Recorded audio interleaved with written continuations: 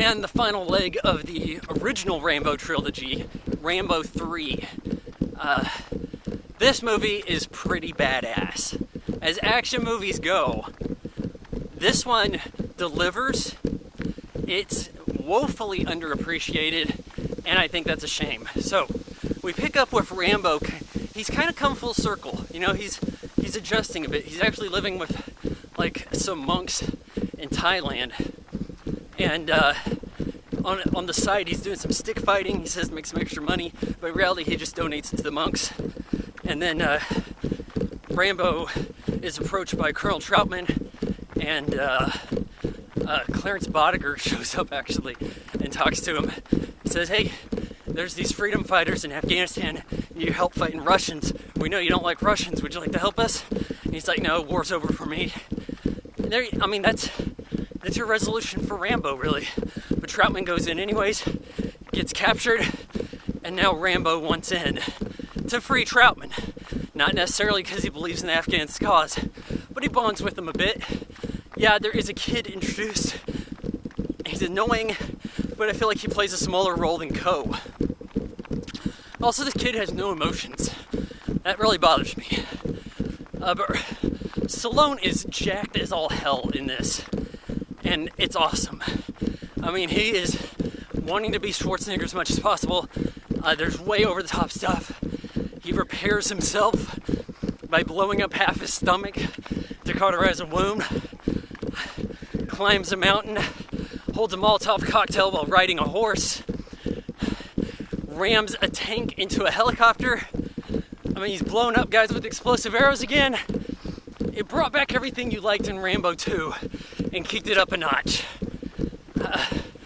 The cinematography is great. The music is awesome. The editing's much better. But again, you still have some of these caveats. The enemy. What the hell is this? How come the guy is just a guy for Rambo to kill? How come he's in a helicopter again? Like, could we maybe have put a different guy in the helicopter other than the main bad dude? The movie's then Troutman buddying up with Rambo.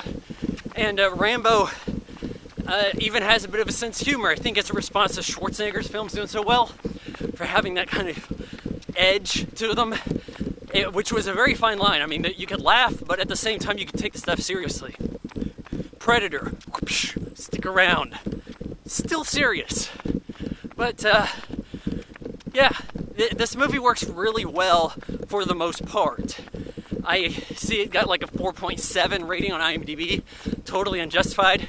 The end of the movie is, it says like in honor of the people fighting in Afghanistan, and it's changed like the gallant people of Afghanistan. I'm not really sure where Netflix has it right now.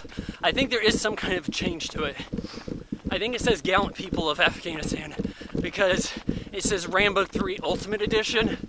I think that's to signify it's not the theatrical release per se. But at the same time, I'm thinking the people he's fighting with are not necessarily the Taliban.